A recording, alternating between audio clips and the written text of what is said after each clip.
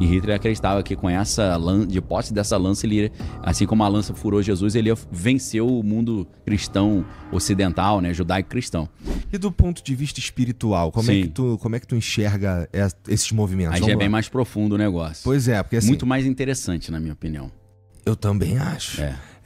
A gente tem os principais jogadores do mundo atual. A gente tá falando de Trump, Xi Jinping, Putin e, sei lá, talvez o Netanyahu e o cara lá, o... Khamenei. Isso. O Khamenei, né?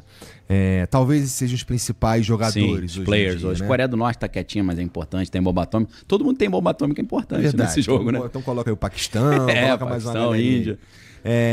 Do ponto de vista espiritual, cara, esses também são os principais jogadores? Também. Ou tem uns caras mais nas sombras? Não, sempre tem, claro que tem. Na verdade, o que a gente está vendo, já entrando no misticismo, no esoterismo, é o que na teosofia eles chamavam que era o descortinar da hierarquia. Teosofia. Sim. O que é teosofia? Teosofia é uma filosofia criada por uma russa chamada Helena Petrovna Blavatsky.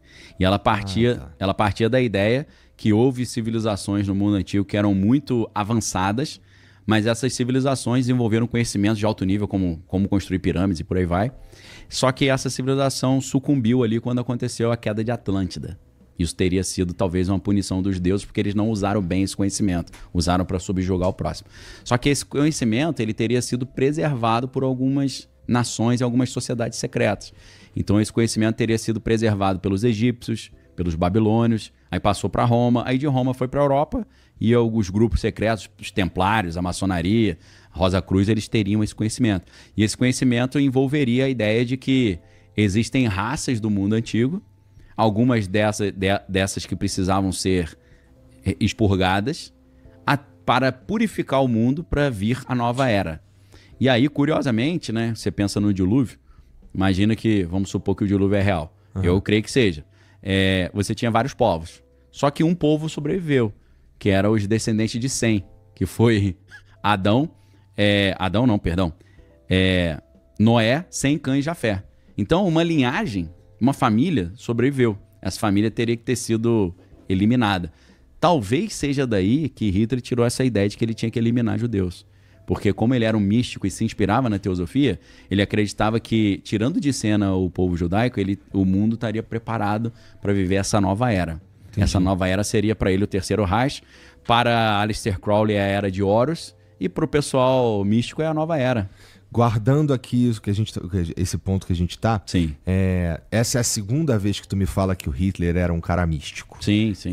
E aí da outra vez também tu tinha me falado lá dos soldados sobrenaturais. Super soldados. Super soldados e tudo mais. Primeiro... Essa história é maneira pra caraca. Da onde que se tira que Hitler gostava desses assuntos místicos? Então, ele tinha envolvimento com a sociedade secreta chamada Thule, Sociedade Thule. E eles estavam procurando um negócio que se chama Vril, que é uma energia espiritual. Eles acreditavam que se eles tivessem posse de determinadas relíquias, eles seriam invencíveis. E sociedade secreta tem muito esse negócio de relíquia, né? Eles gostam dessa questão porque eles acham que a relíquia expressa uma espécie de poder espiritual ou poder de domínio. Se tiver aquela relíquia, você consegue dominar a mente dos outros e tal. Então, isso está num livro muito interessante chamado As Relíquias Sagradas de Hitler, que é do Sidney Kirkpatrick. Esse livro, infelizmente, eu acho que está esgotado em português, mas quem quiser procurar no sebo aí ou então ler em inglês, As Relíquias Sagradas de Hitler. Esse livro vai contar a história real do Indiana Jones da vida real, que é o Walter Horn. Walter Horn era um alemão que foi para os Estados Unidos, e aí no final da guerra o pessoal descobriu que Hitler tinha no seu bunker vários tesouros que ele roubou, né? E aí o Walter Horn foi escolhido... ali debaixo do comando do general Patton, para ele resgatar as relíquias de Hitler. E eles descobriram que dentre essas relíquias estaria até a lança de Longino, a lança que estava no Museu Austríaco, que teria perfurado Jesus. E Hitler acreditava que com de posse dessa lança, assim como a lança furou Jesus, ele ia vencer o mundo cristão ocidental, né, judaico-cristão. Assim, não é só místico, não. É uma parada meio anticristo mesmo. Total. Anticristão, vai. Total. Com certeza. A gente não pode esquecer que... Bom, é Hitler, né, cara? Claro que é. Tem um quezinho meio psicopático, tenebroso ali, né? O Hitler se inspira, de certa forma, no Nietzsche, né, o filósofo. E o Nietzsche é aquele cara que falava da morte de Deus, né? Deus morreu, no Assim Falou Zaratustra. Mas o Nietzsche falava também ele tinha uma ideia, né, que ele desenvolve no livro chamado... são vários livros, Vontade e Potência, Além do Bem e do Mal, Genealogia da Moral. Se você reúne esses livros, você vai ver que ele está dizendo o seguinte, que o cristianismo, a visão de mundo cristã, é uma mentalidade de escravo. E eles, naquele momento que Nietzsche está escrevendo, a Alemanha está querendo se consolidar como um país. Não era um país, eram vários povos, várias regiões e tal. Você tinha a Prússia, né? Não tinha o país Alemanha. E o país Alemanha chega muito tarde, né? Se a gente pensa que Portugal e Espanha se unificaram na época da Reconquista, que os árabes dominavam, a gente está falando de países que eram antigos pra caramba. A Alemanha, quando os alemães vieram morar no Brasil, na colonização, e os italianos, não tinha nem Itália nem Alemanha, meu irmão. Foi ter depois, quando eles venceram lá o rei Vítor Emanuel e o Garibaldi, né? Aqui estava tendo a Revolução Farroupilha, né? E o Garibaldi estava envolvido nessa história e não tinha nem Itália ainda. Então a Alemanha, ela tentou arrumar uma força nacional para unificar o país. E aí vem o Otto von Bismarck e tal. Então eles falavam muito nessa época do Nietzsche sobre nós somos fortes, nós somos descendentes dos antigos teutônicos, dos antigos visigodos e tal. Então tinha esse negócio da força. E o Nietzsche via o cristianismo como um empecilho para isso. Porque, a Alemanha é cristã, ele não tem a mentalidade de força, de subjugar, de poder à força, né? Subjugar o fraco.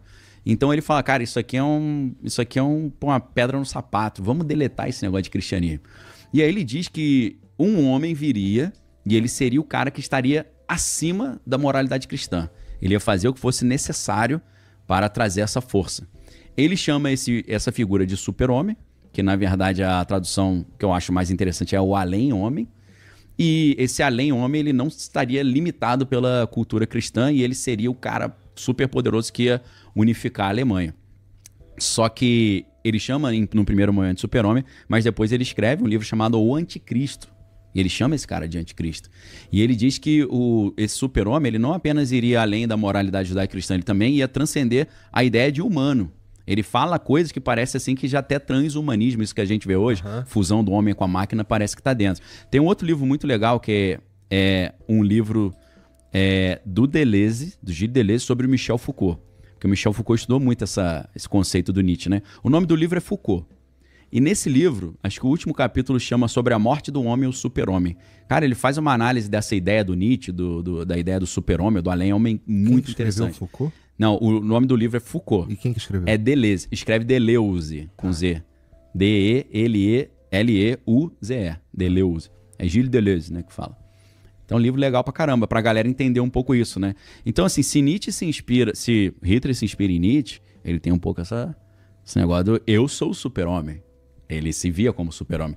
Na verdade, o que é muito interessante, já outra dica para quem gosta dessas conversas, quando Dostoiévski escreve Crime e Castigo, ele está refletindo sobre essa ideia.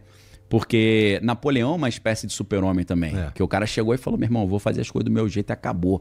Então ele domina a Europa inteira, monta um império. Então Napoleão é um símbolo desse super-homem também. Só que aí o Dostoiévski, no Crime e Castigo, ele vai falar sobre a história de um cara chamado Raskolnikov, que é o sobrenome, né? O nome dele é Rodion Romanovich Raskolnikov, né? Eu gosto pra caramba, eu lembro, lembro dos nomes. E esse cara, ele era um estudante que estava passando perrengue para pagar a faculdade de Direito, se eu não estou enganado, e aí a irmã dele ia casar com um cara nojento só porque o cara tinha dinheiro, e ele falou, pô, cara, eu tô precisando de dinheiro e tal. E aí tem uma agiota lá na cidade que empresta dinheiro para todo mundo, ele fala, pô, vou matar essa agiota, eu vou roubar o dinheiro. Só que aí, meu irmão, o título do livro já é um spoiler, né? O plano vai dar uma zebra nesse plano. Então, esse cara, quando ele fala, não, eu vou matar a agiota, eu quero o poder, eu quero a força, você vê que o Dostoiévski está mostrando a filosofia do super-homem, eu tô acima do bem e do mal. Só que o livro é uma crítica a isso, porque o cara fez isso achando que ele era o bonzão e se ferrou. Tomou bonito. Então, assim, com certeza tem um quê de anticristo no Hitler, porque ele se inspira nessas ideias de poder à força, morte aos fracos, né? Vontade de potência, acima do bem e do mal, eu sou o cara, eu posso, eu domino, eu subjugo. E o Nietzsche era um cara que gostava disso, da força, mas era um cara doente, né? Tava sempre quebrado, né? Então acho que era um sonho da vida dele, né?